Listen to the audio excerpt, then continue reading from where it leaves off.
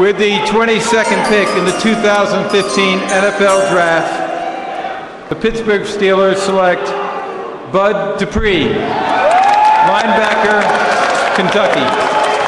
Yes. Well, guys, we finally have seen it. Bud Dupree finally taken off the board, an offensive linebacker out of Kentucky, a guy who was up there on most of our boards and most of the experts as well. Guys, get into it for me. I really like the pick here by the Steelers, a franchise that's really known for their defenses, and with this pick, they did nothing but add another great defensive piece. Really, if you're a player with a lot of potential but need to really fine-tool everything, not many places better than Pittsburgh, and I think that's why this pick made a lot of sense. Some people saw him going as high as 9, so to get him at 22, a real steal for the Steelers. Well, you heard it from Kevin, but let's go to the breakdown. Apparently, not every athlete at Kentucky plays basketball. Bud Dupree is a freak athlete who finished top 3 in 3 different events at the Combine. He can get to the ball in a hurry and cause havoc for defenses, but he needs to polish his pass coverage skills to make him any more than just a pass rusher.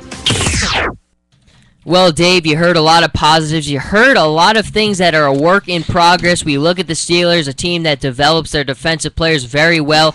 Can they make Dupree into what he could very well be his best of? Yeah, there's a lot of potential here. Like Kevin said, he's a lot of talent here. It's just the consistency wasn't there, and I think that's why he dropped this late in the first round. A lot of people said he had top 10 talent. It's just the consistency was not there, and I think that's why he dropped this low, and he has the potential to be a great player, and the Steelers always develop their players, and I think this is a good pick for him.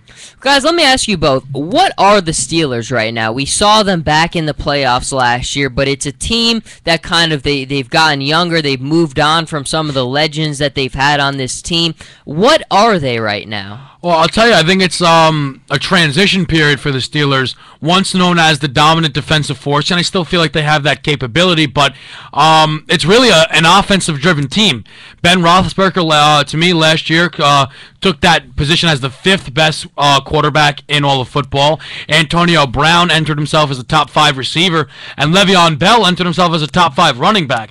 That trio was very, very impressive and was the key to their success, and I feel like they were a healthy Le'Veon Bell away from making themselves into the 2nd round of the NFL playoffs, and I know they're going to be missing him come the start of next season, but I feel that a player like Bud Dupree can really help that defense and get them back to their old defensive ways behind what is right now a very potent offensive side. Yeah, and I think there's really a transition here from the hard-nosed defensive legends that we always familiar see. Troy Polamalu, he's gone. The Steelers were always defensive-nosed. They're always one of the best defensive teams in the league. There's a lot of unfamiliar names here now. There's a lot of transitioning going on, but I think they're going to still be a solid defense, and there's a lot of potential there to be a lot of success. Well, potential is certainly in the word, and guys, as we are looking at a commercial right now, there was a trade, the Denver Broncos moving up in front of the Detroit Lions.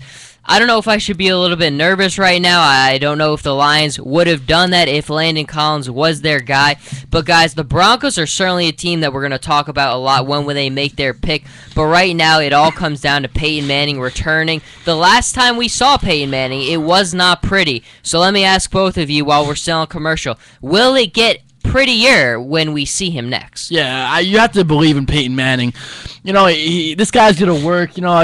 Once he's healthy, we really saw he was not healthy towards the end of last season, and it really took a toll on him. Like you can't bet against this guy. It's Peyton Manning at the end of the day. He's one of the best of all time, and you'll be wrong to bet against him. Well, Kevin Dave is not betting against him, but are you? To be honest, yes. In all honesty, just because it's Brett Favre, I'm not putting him as a starting quarterback of my team. And not to be rude to Peyton Manning, a legend, and in my personal opinion, the greatest quarterback of all time.